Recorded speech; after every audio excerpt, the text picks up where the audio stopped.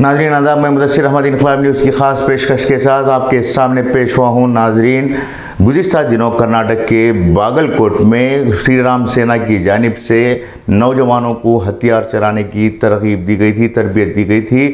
اس میں تقریباً 180 نوجوانوں نے شرکت کی تھی۔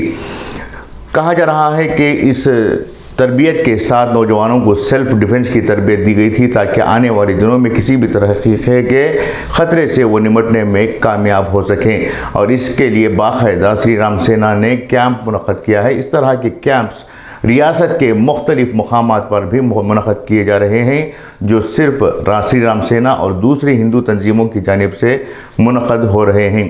اور ان تمام کیمپس کے حوالے سے شری رام سینا کا کہنا ہے کہ ہم لوگ ایئر گن کا استعمال کرتے ہوئے تربیت دے رہے ہیں تاکہ نوجوانوں میں حب الوطنی کا جذبہ پیدا ہو، سیلف ڈیفنس کی ترکیبیں ان کے اندر پیدا ہوں، اور ساتھ ہی ساتھ ان کے اندر ہتھیار چلانے کی بھی تربیت وہ لے سکیں۔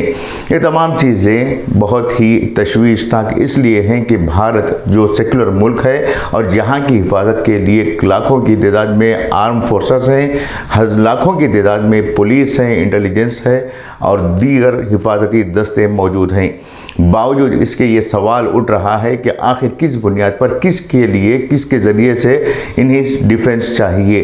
کیا یہ لوگ بارڈر پر جانے والے لوگ ہیں؟ کیا یہ لوگ بارڈر پر کھڑے ہو کر لڑنے والے لوگ ہیں؟ اس طرح کے سوالات پیدا ہو رہے ہیں۔ شری رام سینا اور دوسرے بجرنگ دل جیسی تنظیموں کو مشتبہ تنظیمیں قرار دیا گیا ہے۔ پہلے بھی ان پر کئی طرح کے حملے کرنے کے الزامات ہیں۔ مختلف عدالتوں میں شری رام سینا اور بجرنگ دل جیسی تنظیموں کے لیڈروں پر، ان کے کارکنوں پر مار پیٹ کے یا پھر حملے کرنے کے یا پھر تشدد برپا کرنے کے الزامات چل رہے ہیں، وہاں پر مقدمات چل رہے ہیں، ان مقدمات کی سماعت بھی چل رہی ہے۔ ایسے میں شری رام سینا کی جانب سے اس طرح کے کیمپس کا انعقاد کرنا بہت ہی تشویشناک بات ہے۔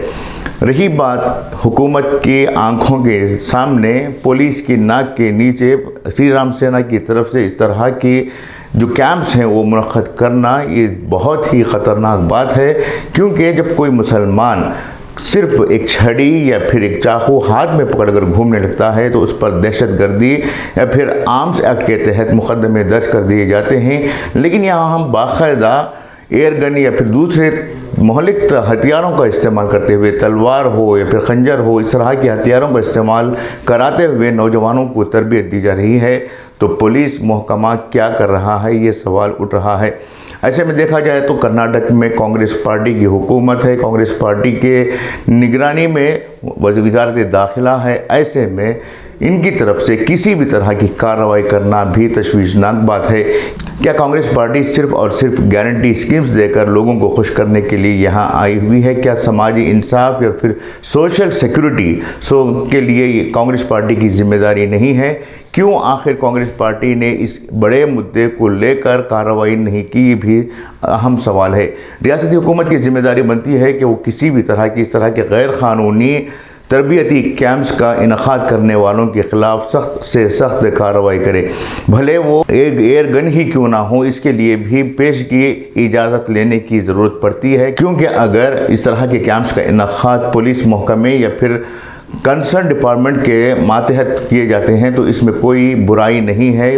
حالانکہ پولیس ڈپارٹمنٹ کی جانب سے بھی سول ڈیفنس کے لیے اس طرح کی تربیتیں دی جاتی ہیں، جس کے لیے وہ باقاعدہ ہر کینڈیڈیٹ کا، ہر پارٹیسپینٹ کا ڈیٹا کلیکٹ کرتے ہوئے اسے دیکھا جاتا ہے کہ کیا کوئی اس پر کرمنل ایکٹیویٹیز کے تحت مقدمہ ہے، کیا کہ اس پر کسی بھی طرح کی مجرمانہ سرگرمی میں ملوث ہے۔ اس طرح کی انکوائری کرنے کے بعد ہی پولیس کی جانب سے جو کیمپس منعقد کیے جاتے ہیں اس میں تربیت دی جاتی ہے، لیکن یہاں کھلے عام شری رام سینا کے کارکنوں کو تربیت دی جا رہی ہے۔ اس پر پولیس کی خاموشی، اس پر حکومت کی خاموشی، جانچ ایجنسیوں کی خاموشی تشویشناک بات ہے۔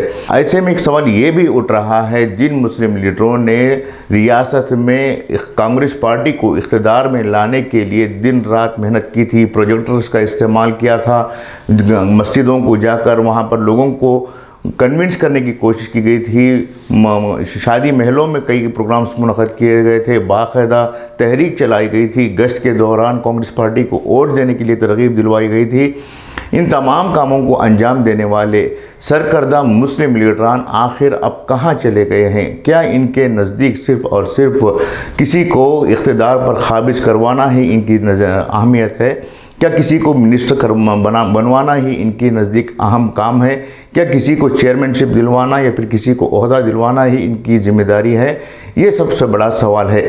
مسلم لیڈران جنہوں نے کانگریس پارٹی کو ووٹ دلوانے کے لیے دن رات ایک کیے تھے، ان کی ذمہ داری بنتی ہے کہ اس تعلق سے وہ حکومت کو باور کریں، حکومت پر دباؤ ڈالیں کہ آنے والے دنوں میں اس طرح کی حرکتیں انجام دینے والے مسلمانوں کے دشمن ہو سکتے ہیں، کیونکہ شری رام سینا ہو یا پھر بجرنگ دل ہو، ان کے نزدیک سب سے بڑے دشمن مسلمان ہیں۔ ایسے میں ان تنظیموں کی ذمہ داروں کی ذمہ داری بنتی ہے، ایسے علماء کی ذمہ داری بنتی ہے، ایسے سو کالڈ انٹلیکچوئلز کی ذمہ داری بنتی ہے کہ وہ ریاستی حکومت پر دباؤ ڈالیں کہ آنے والے دنوں میں اس طرح کی کسی بھی طرح کی کارروائی انجام نہ دی جائے، اس طرح کے کیمپس کا انعقاد نہ کیا جائے، اور جن لوگوں نے اس کام کو اب انجام دے چکے ہیں ان پر قانونی کارروائی ہو۔ اس طرح کا مطالبہ کرنے کی ضرورت ہے۔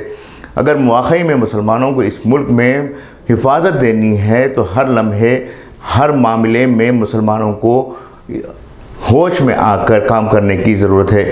غور طلب بات ہے کہ ماضی میں مسلمانوں کی کچھ تنظیموں نے صرف مارشل آرٹس یعنی کراٹے، جوڈو وغیرہ سیکھے تھے، ان پر باقاعدہ یہ الزام لگایا گیا تھا کہ انہوں نے ملک کے خلاف جنگ لڑنے کے لیے تیاری کی ہے، جنگ لڑنے کی تیاری کر رہے ہیں، اس لیے ان تنظیموں پر پابندی لگائی جائے۔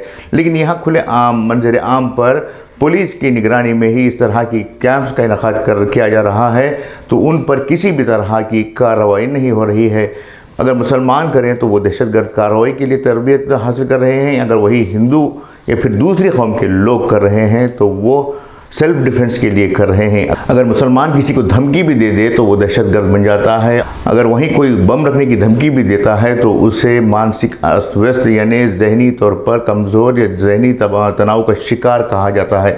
یہ کہاں کا انصاف ہے؟ ان تمام معاملات پر گفتگو کرنا، ان تمام معاملات کو حل کرنا اور اس کے لیے ریاستی حکومت پر دباؤ ڈالنا، ان تمام پر دباؤ ڈالنا مسلم سو کالڈ انٹلیکچوئلز اور سو کالڈ علماء کی ذمہ داری بنتی ہے، کیونکہ انہوں نے ہی مسلمانوں کو تحفظ دلوانے کا عہد کیا تھا، انہوں نے ہی مسجدوں میں کھڑے ہو کر مسلمانوں کی بقا و ترقی کے لیے ادا کیا تھا۔ تو ایسے میں ہم عام لوگوں کی جانب سے ان لوگوں سے اپیل کرتے ہیں کہ وہ اس سمت میں اپنے قدم بڑھائیں اور حکومت پر دباؤ ڈالیں۔ یہ تھی آج کی اہم پیشکش، امید کہ آپ کو پسند آئے گی۔ میں مدثر احمد انقلاب نیوز کے لیے آپ سے اجازت چاہوں گا، پھر نئی پیشکش کے ساتھ آپ کے سامنے دوبارہ پیش ہوں گا۔ تب تک کے لیے اجازت دیں، شکریہ۔